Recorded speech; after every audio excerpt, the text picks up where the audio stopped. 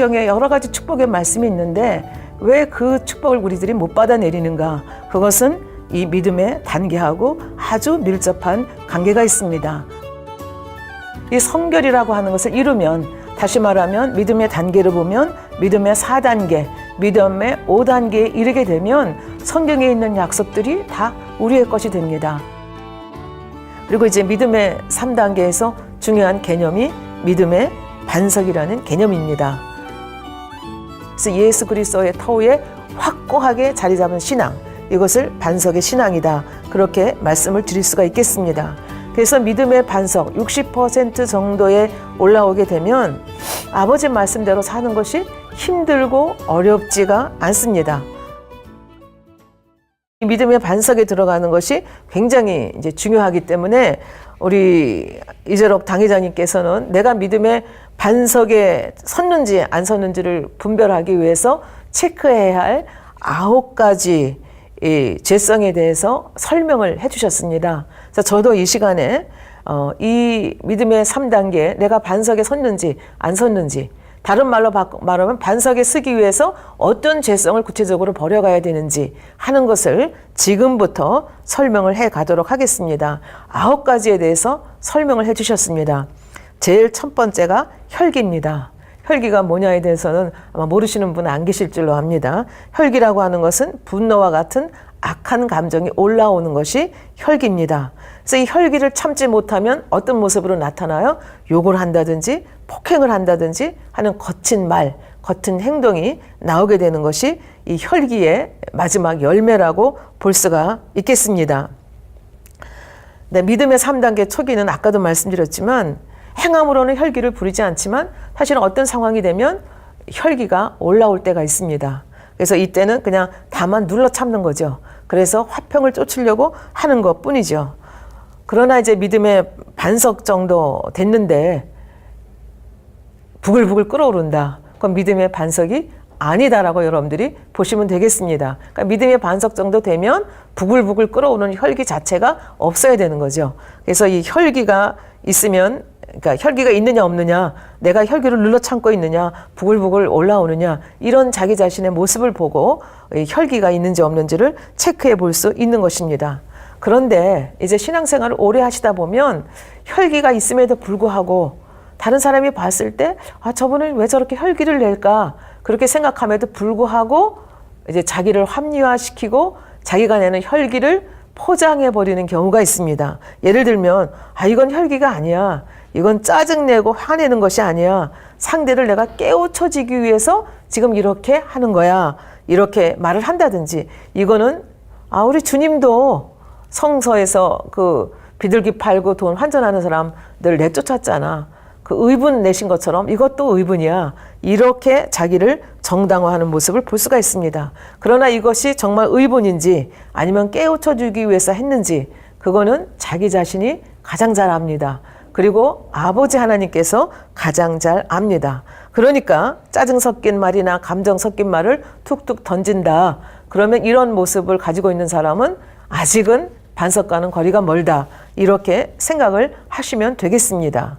두 번째, 우리가 내 자신 속에 내가 반석에 들어갔는지 안 들어갔는지를 체크할 수 있는 두 번째 죄성은 감정이라는 죄성입니다.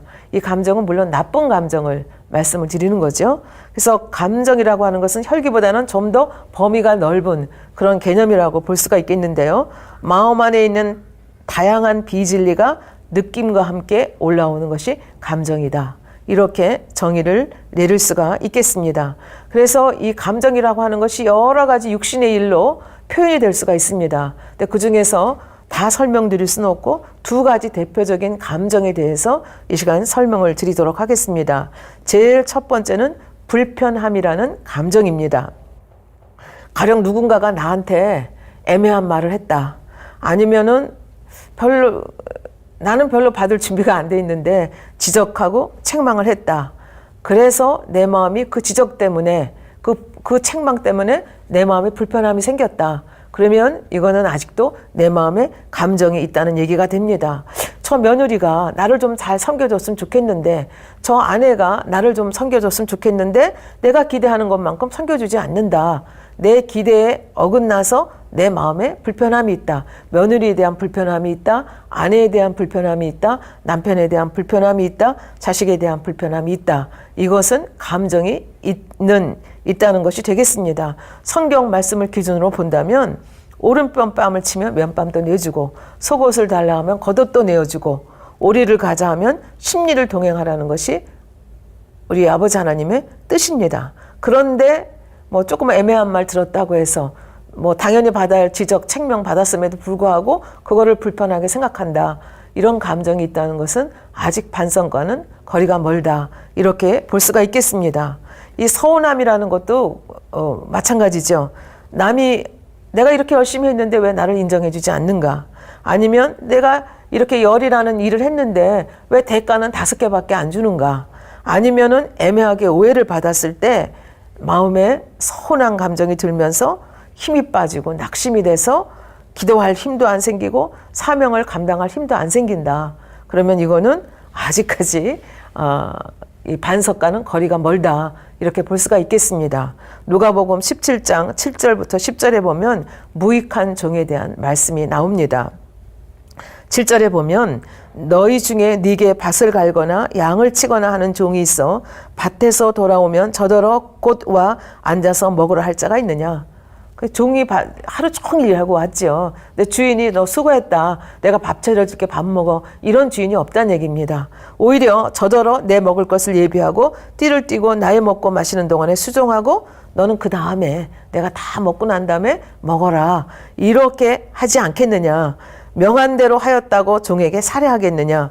이와 같이 너희도 명령받은 것을 행하니 이르기를 우리는 무익한 종이라. 우리가 하여야 할 것을 한 것뿐이라 할지니라. 그러니까 내가 어떤 일을 했다, 교회에서 했다, 집에서 어떤 일을 가족을 위해서 했다 했을 때 남이 알아주지 못하는 것을 속상해하는 것이 아니라 내가 마땅히 아내로서, 남편으로서, 양떼로서 마땅히 해야 할 일을 했다. 이렇게 생각하면 서운한 감정이 일어날 수가 없다는 얘기죠. 누가 나를 대접하지 않았다고 해서 서운해할 이유가 없다는 얘기가 되겠습니다. 그래서 믿음의 반석 정도 온다 하면 내가 비록 부당한 대우를 받았다 하더라도 그것 때문에 서운해하고 하지는 않는다는 그런 얘기가 되겠습니다.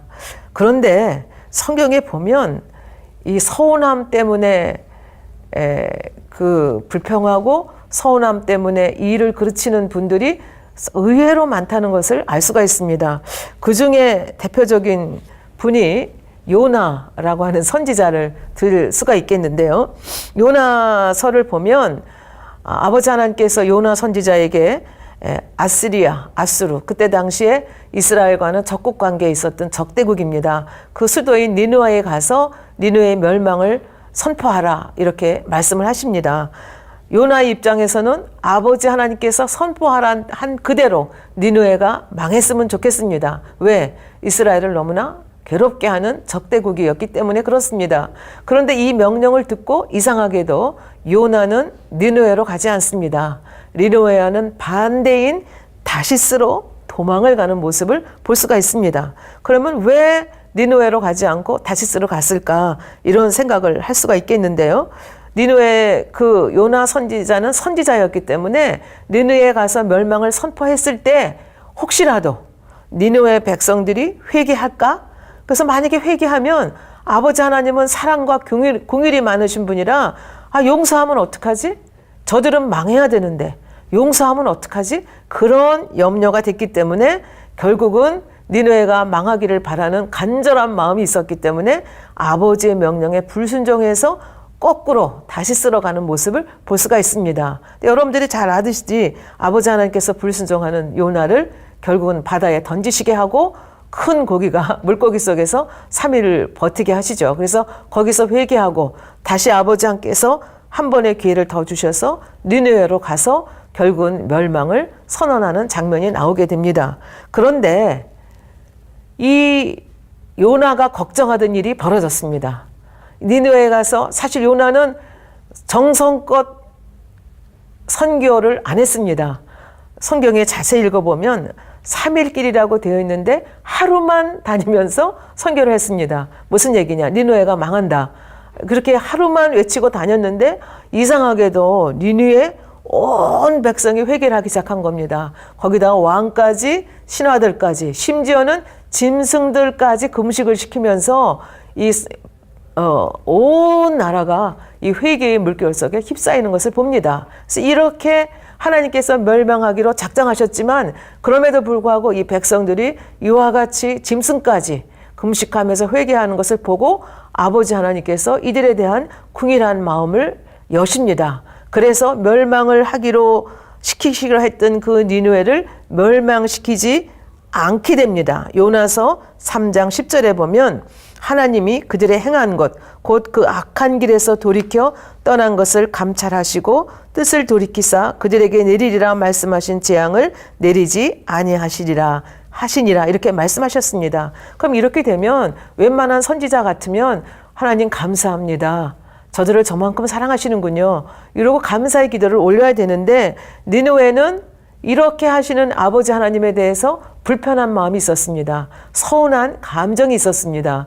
근데 얼마나 솔직한지 그것을 아버지 앞에 숨기지 않습니다. 입으로 내뱉는 것을 볼 수가 있습니다. 요나서 4장 1절에 보면 요나가 심히 싫어하고 노하여 아버지 앞에 감히 싫은 내색을 하는 것을 볼 수가 있습니다. 2절에 보면 여호와여 내가 고국에 있을 때 이러하겠다고 말씀하지 아니하였나이까. 그러므로 내가 빨리 다시스로 도망하였사오니 주께서는 은혜로우시며 자비로우시며 노하기를 더디하시며 인애가 크시사 뜻을 돌이켜 재앙을 내리지 아니하시는 하나님이신 줄을 내가 알았나이다. 거 봐요. 내가 그렇게 말했잖아요. 그랬더니 하나님 그렇게 했잖아요. 그래서 제가 다시스로 도망가지 않았어요. 그리고 하나님 앞에 항의하는 기도를 하는 것을 볼 수가 있습니다. 여호와여 원컨대 이제 이 생명을 취하소서. 사는 것보다 죽는 것이 내게 나음이니이다. 죽여주세요. 이렇게 아버지 앞에 굉장히 무엄한 거죠. 그랬더니 4절 여호와께서 이르시되 너희 성냄이 어찌 합당하냐. 이렇게 아버지 하나님께서 말씀을 해주시는데도 이 요나는 이 섭섭한 감정을 풀지를 않습니다. 불편한 감정을 풀지를 않습니다. 그래서 아버지는 용서하겠다고 하시고 40일 지나면 망하겠다고 했는데 니느웨 성이 그대로 건재하거든요. 그러면 여기서 요나는 집으로 돌아와야 되죠. 자기 나라로 돌아와야 되는데 아직도 그 마음속에 니느웨가 망하기를 원하는 마음이 너무 간절히 있었습니다. 그리고 어찌하든지 니느웨가 망하는 것을 보고 돌아가리라 이런 마음을 가지고 있었습니다. 그런 마음이 요나서 4장 5절에 이렇게 표현이 되어 있습니다. 요나가 성에서 나가서 그 성 동편에 앉되 거기서 자기를 위하여 초막을 짓고 그 그늘 아래 앉아서 성읍이 어떻게 되는 것을 보려 하니라. 오늘이면 망할까 내일이면 망할까 망하기를 간절히 바라는 마음에서 초막을 짓고 이때 요나 선지자의 마음은 내가 망할 때까지 여기서 보겠다. 아마 이런 마음 아닌가 모르겠습니다. 그런데 아버지 하나님께서는 그 마음을 서운하고 불편한 감정을 갖는 이 요나의 마음이 별로 이쁜 마음이 아니잖아요. 그래서 이 마음을 깨우쳐 주시기를 원했습니다. 그래서 6절에 보면 하나님 여호와께서 박넝쿨을 준비하사 요나오에 가리우게 하셨으니 이는 그 머리를 위하여 그늘이 지게 하여 그 괴로움을 면케 하려 하심이었더라. 요나가 박넝쿨을 인하여 심히 기뻐하였다. 이렇게 나와 있습니다. 사실 굉장히 덥지 않습니까? 굉장히 더운데 하룻밤 사이에 아침에 일어나 보니까 잎이 넓은 박넝쿨이 있어서 서늘하게 해주는 걸 보고 그걸 기뻐한 겁니다. 근데 니느웨 성은 여전히 건재합니다. 내가 더 기다려보리라. 그리고 밤이 되니까 이제 초막에 들어가서 잠을 자면서 내일이면 니느웨 성이 망할까 이런 생각을 합니다. 그래서 그 다음날 아침에 동이 텄을 때 일찍 일어나서 니느웨 성을 이러다 보니까 니느웨 성은 망하지 않았는데 자기가 예상치 않았던 일이 벌어진 겁니다. 어제까지 나를 시원하게 해줬던 박넝쿨을 밤사이에 벌레가 씹어서 박넝쿨이 완전히 말라버렸습니다. 거기다가 햇빛은 쨍쨍 내리쬐고 거기다가 안 될래니까 동쪽에서 뜨거운 바람이 불어와가지고 정말 정신이 다 나갈 정도로 홍곤한 그런 상태가 되었습니다. 그러니까 요나는 또 하나님을 향해서 불평을 쏟아냅니다. 8절에 보면 해가 뜰 때에 하나님이 뜨거운 동풍을 준비하셨고 해는 요나의 머리에 쬐매 요나가 홍건하여 스스로 죽기를 구하여 가로되 사는 것보다 죽는 것이 내게 나으니이다. 또 죽겠다는 타령을 하는 것을 볼 수가 있습니다. 이렇게 성난 요나에게 아직도 깨닫지 못하는 이 요나에게 아버지 하나님이 또 깨우쳐 주기 위해서 말씀하십니다. 9절에 보면 내가 이 박넝쿨로 인하여 성냄이 어찌 합당하냐. 그가 가로되 내가 성내어 죽기까지 할지라도 합당하니이다. 그러니까 아직도 깨닫지 못하는 거죠. 합당하지 않다는 걸 말씀하는데 굳이 합당하다고 이렇게 말하는 요나의 모습을 볼 수가 있습니다. 그래서 아버지 하나님께서는 이 요나를 깨우쳐 주시기 위해서 또 인내하시면서 말씀해 주십니다. 10절 말씀입니다. 여호와께서 가라사대 내가 수고도 아니하였고 배양도 아니하였고 하룻밤에 났다가 하룻밤에 망한 이 박넝쿨을 내가 아꼈거늘 하물며 이 큰 성읍 니느웨에는 좌우를 분변치 못하는 자가 12만여 명이요 육축도 많이 있나니 내가 아끼는 것이 어찌 합당치 아니하냐. 이렇게 요나 선지자를 깨우쳐 주는 것을 볼 수가 있습니다. 그러나 요나서는 요나가 하나님의 이렇게 깨우쳐 주심에 대해서 어떻게 반응했는지에 대해서는 침묵하고 있습니다. 아마 이것이 저희들에게 주시는 또 하나님의 질문이 아닌가 그런 생각을 해봅니다. 그러니까 이 감정을 가졌다고 하는 것, 이것이 얼마나 악한 건가 하는 것을 이 요나 선지자의 예를 통해서 알 수가 있습니다. 자기가 생각하기에 옳다고 하는 거, 하나님이 설명을 해주시고 하나님의 설득을 하셔도 내가 옳다고 주장하는, 어떻게 보면 자기 의의를 주장하고 자기 틀이 강한 이 요나의 모습을 여기서 볼 수가 있습니다. 그러니까 이런 모습이 있으면 절대로 믿음의 반석에 들어왔다 이렇게 말할 수가 없다는 얘기가 되겠습니다. 그 다음에 살펴보아야 할 또 그 체크리스트가 미움, 시기, 질투입니다. 믿음의 3단계에 오면 행함으로는 보이지 않는다고 말씀을 드렸죠. 그러니까 마음으로도 이 미움이라든지 시기라든지 질투하는 마음을 가지고 있으면 안 된다. 그런 말씀입니다. 요한일서 3장 15절에 보면 형제를 미워하는 자마다 살인하는 자다. 이렇게 말씀하셨습니다. 살인하는 자마다 영생이 그 속에 거하지 아니하는 것을 너희가 아는 바라. 행함으로 살인하지 않았다 할지라도 내가 형제를 마음으로부터 미워하면 그거 자체가 살인하는 것이다. 이렇게 말씀을 하고 있습니다. 그런가 하면 시기, 질투의 마음은 어떻습니까? 잠언 14장 30절 말씀에 보면 시기는 뼈의 썩음이라 이렇게 말씀하고 계십니다. 갈라디아서 5장에 보면 현저한 육체일 중에 시기, 질투가 들어있는 것을 볼 수가 있겠습니다. 똑같이 일했는데 나는 칭찬을 못 받는데 옆에 있는 사람이 칭찬을 받는다. 그랬을 때 여러분 마음속에 시기하는 마음이 있습니까? 질투하는 마음이 있습니까? 그렇다면 여러분들은 아직 믿음의 반석에 서지 못했다는 것을 알 수가 있겠습니다. 누군가 칭찬을 받는 걸 봤을 때 저 사람한테 이런 나쁜 면도 있는데 저 사람의 나쁜 모습이 먼저 떠오릅니까? 그러면 여러분들은 마음속에 시기하고 질투하는 마음이 있는 것입니다. 그러니까 이 시기하고 질투하는 이 마음 자체를 빼버리지 않으면 결과적으로 어떻게 됩니까? 가인과 같이 되는 거죠. 두 형제가 아버지 앞에 제사 드렸는데 동생 거는 받고 형 거는 안 받았죠. 그러니까 가인이 마음속에 왜 내 거는 안 받았지? 그러면서 동생에 대한 시기 질투하는 마음, 미움의 마음이 생겨서 결국 그 마음을 다스리지 못하니까 나중에 행함으로 나와서 인류 최초의 살인자라는 오명을 쓰는 그런 모습을 볼 수가 있습니다. 그래서 시기하는, 옆에 사람이 잘 되는 것에 대해서 같이 기뻐하지 않고 진리와 함께 기뻐하라 말씀하셨지 않습니까? 형제가 잘 되는 것을 같이 기뻐하고 내 부족함이 보인다면 아버지 하나님 저를 도와주세요. 저도 저렇게 잘할 수 있기를 원합니다. 이런 선한 기도를 올려서 자기의 능력을 배양해 가야 되는데 그렇지 않고 저 사람은 저런 나쁜 점이 있는데 왜 저 사람은 나도 똑같이 했는데 왜 저 사람만 칭찬하지? 이런 마음이 든다면 여러분은 반석과는 거리가 멀다. 이렇게 자기를 점검하시면 되겠습니다. 네 번째는 거짓 마음, 속이는 마음이라고 볼 수가 있겠습니다. 왜 거짓합니까? 왜 속입니까? 자기의 유익을 위해서 우리는 거짓말합니다. 속입니다. 예를 들면 어떤 사람은 자기의 공을 드러내기 위해서 거짓 보고를 합니다. 그런 거 하면 어떤 사람은 자기가 잘못한 것을 가리기 위해서 축소하거나 아니면 아예 보고하지 않는 경우를 볼 수가 있습니다.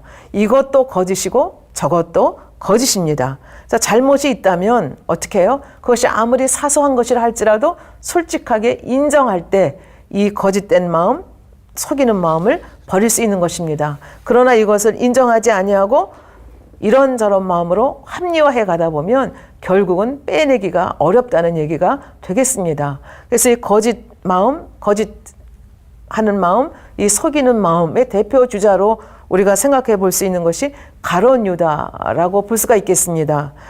요한복음 12장 1절부터 3절에 보면 6월절 엿새 전에 예수께서 베다니에 오셨습니다.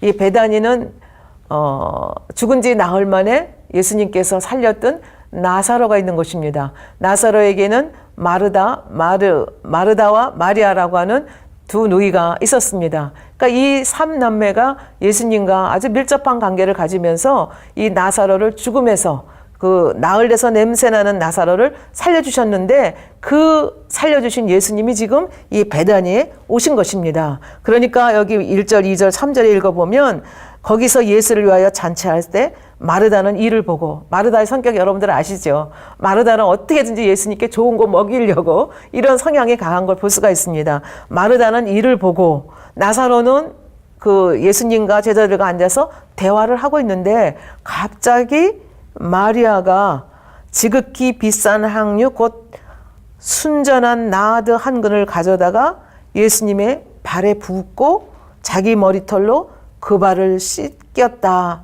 이렇게 되어 있습니다. 전혀 예상하지 못한 이런 광경을 많은 사람들이 놀라서 눈이 동그래서 쳐다봅니다. 호기심에 쳐다봅니다. 이 향유 옥합을 담은 이 옥합이라고 하는 것은 굉장히 비싸고 그중에 굉장히 고귀한 거죠. 근데 이 옥합의 특징이 뭐냐면 뚜껑을 열어서 향유를 따르는 것이 아니라 잘라가지고 위에 꼬다리를 탁 잘라가지고 이렇게 따르게 되어 있습니다. 그래서 이 향유 옥합을 깬다는 것은 영적으로 보면 몸을 들여서 헌신한다는 그런 의미가 되겠습니다. 그러니까 마리아의 입장에서는 자기의 그 나사로 오빠를 살려준 예수님이 너무나 고마워서 그 감사의 마음을 전하고 싶은 마음에서 이렇게 300 나드 한 근, 이거를 이제 말씀해 보면 뭐라고 나와 있는가 하면은 300데나리온에 해당되는 가치가 있다고 성경에 말씀하고 있습니다. 1데나리온이 하루 일삭이거든요. 그 품삯이거든요. 그러니까 1년 365일 중에서 주일 빼고 이렇게 하면 거의 1년 동안 노동한 것을 한 푼도 쓰지 않고 모은 만큼 큰 액수입니다. 이 나드라고 하는 아주 고급 향유를 사서 그걸 옥합에다 보관했다가 예수님 발에 부어드렸다는 얘기입니다. 더군다나 이 머리칼로 발을 씻겨드린다고 하는 것은 자기를 굉장히 낮추는 행위입니다. 그래서 머리칼로 예수님의 발을, 향유를 붓고 이 발을 씻어드리는 이 광경을 보면서 각각 반응이 다릅니다. 근데 이 광경을 굉장히 언짢게 바라보고 있던 사람이 한 사람이 있었습니다. 그 사람이 누구냐 하면 예수님의 12제자 중에 한 분인 가롯 유다였습니다. 가롯 유다는 그 모습을 굉장히 언짢게 바라보다가 드디어 한 말씀 하십니다.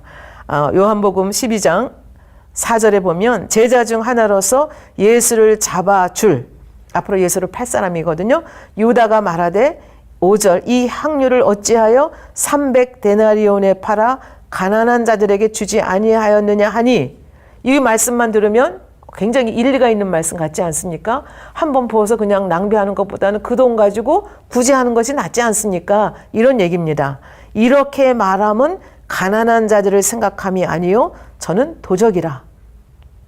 돈깨를 맞고 거기 넣은 것을 훔쳐 가미러라. 그러니까 가롯 유다가 좋은 마음에서 이런 말 한 게 아니라 저자는 이미 돈깨를 맡은, 그러니까 우리 요즘으로 하면 재정을 맡은 제자인데 그 재정 맡은 데서 슬쩍슬쩍 빼가지고 자기가 개인적으로 유용한 그런 그 역사가 있는 가롯 유다입니다. 그러니까 가롯 유다가 봤을 때 300데나리온이면 내가 저기서 얼마든지 쓸 수 있는 돈이 있는데 왜 저걸 저렇게 하지? 그러니까 사실은 자기 유익을 구하는 마음이 있었는데 자기 마음을 감추고 속이는 이런 그 말을 하는 것을 볼 수가 있죠. 겉으로 뻔드르하게 얘기하는 것을 볼 수가 있는데 예수님께서는 그 마음을 이미 감지합니다. 그래서 7절에 이렇게 말씀하십니다. 예수께서 가라사대 저를 가만두어 나의 장사할 날을 위하여 일을 두게 하라.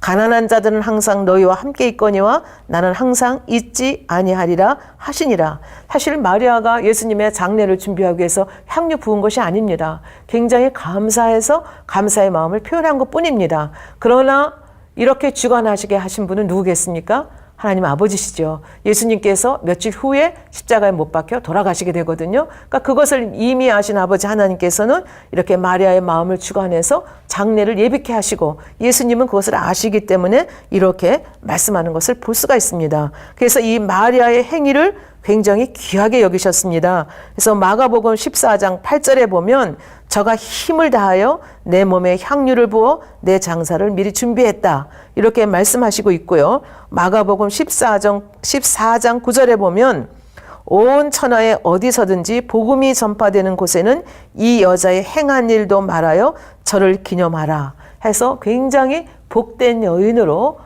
이렇게 생각하시는 것을 또 이렇게 대우하는 것을 우리가 말씀을 통해서 볼 수가 있습니다. 근데 이 말을 예수님께서 하시는 말씀을 들은 이 가룟 유다는 더 기분이 나빠졌습니다.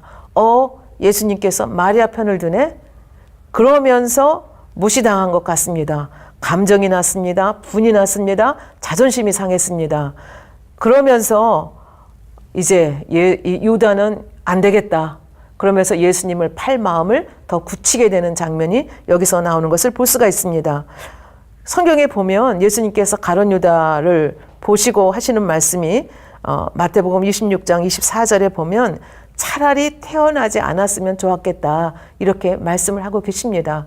굉장히 탄식하는 것이죠. 그러면 왜 태어나지 말았으면 좋겠다 이렇게 심한 탄식을 하게 되었는지 이것은 이제 지금 여러 가지 믿음의 반석에 서기 위해서 필요한 9가지 이 버려야 할 죄성에 대해서 저희들이 말씀을 드리고 있는데요. 이 가룟 유다라고 하는 사람이 속이고 거짓말하는 것 외에도 어떤 이런 악한 이 속성들이 있었는지를 우리가 알 수가 있습니다. 아까도 말씀드렸지만 돈깨를 맡아가지고 그 돈깨에서 돈을 슬쩍슬쩍 했다고 하는 것을 아까 읽은 성경에서 요한복음 12장 5절 6절에서도 말씀을 하고 있습니다. 그러니까 굉장히 이 욕심이 탐욕이 많은 이기적인 욕심이 많았던 사람이라는 것을 알 수가 있고요. 그 다음에 예수님을 보니까 군중들이 엄청나게 쫓아다니거든요. 그러니까 그 군중들을 보면서 저 예수님을 쫓아다니면 나도 존경을 받을 수 있겠다. 저분이 저렇게 권세를 얻으면 나도 한 자리 할 수 있겠다. 이런 얄팍한 계산이 깔려져 있었습니다. 그런데 점점 시간이 지나면서 보니까 대제사장이나 바리새인들에게 미움을 샀고 굉장히 자기가 생각한 거와는 다른 방향으로 흘러가고 있고 더군다나 이 여러 사람 앞에서 이 마리아 편을 들면서 자기 자존심을 상하게 한 그 예수님을 보면서 감정의 골이 점점 이렇게 깊어가는 것을 볼 수가 있습니다.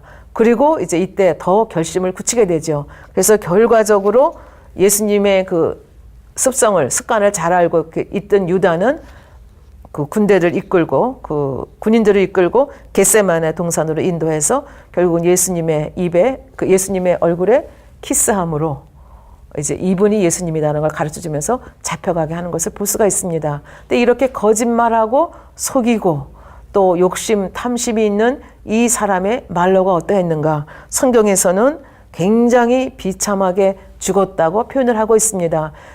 사실 가룟 유다도 예수님이 사형까지 당할 거는 생각을 못했습니다. 십자가에 못 박혀 사형을 당하게 된 현장을 보면서 후회합니다. 그리고 대제사장들에게 가서 은을 다시 주면서 받으라고 하니까 대제사장들이 받지 않죠. 그러니까 이 가룟 유다가 어찌할 수 없는 상황 속에서 나와가지고 어떻게 해요?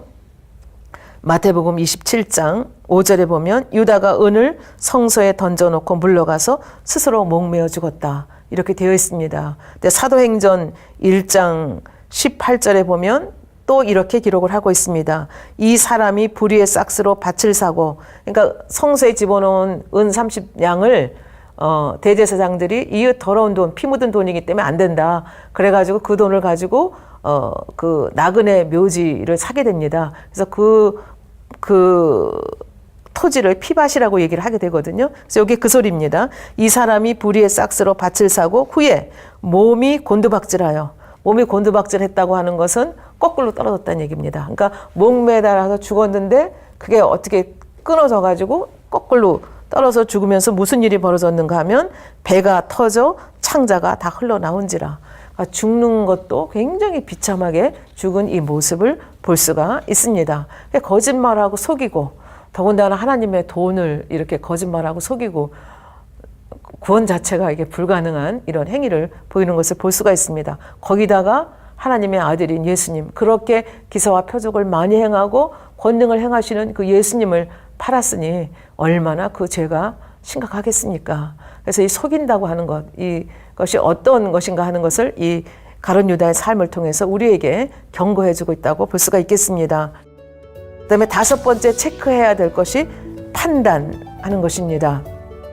6번째 체크해야 할 것이 변개함입니다. 7번째 또 우리가 체크해야 될 것은 내 마음속에 간음하는 마음이 있는가 하는 것입니다. 8번째 체크해야 될 것이 욕심, 사심, 탐심입니다. 마지막이지만 약한 것이 아니라 아주 심각한 죄성이 배신입니다. 이 배신이라고 하는 것은 하나님께서 어떻게 보면 제일 싫어하는 악이다. 이렇게 말씀을 드릴 수가 있겠습니다.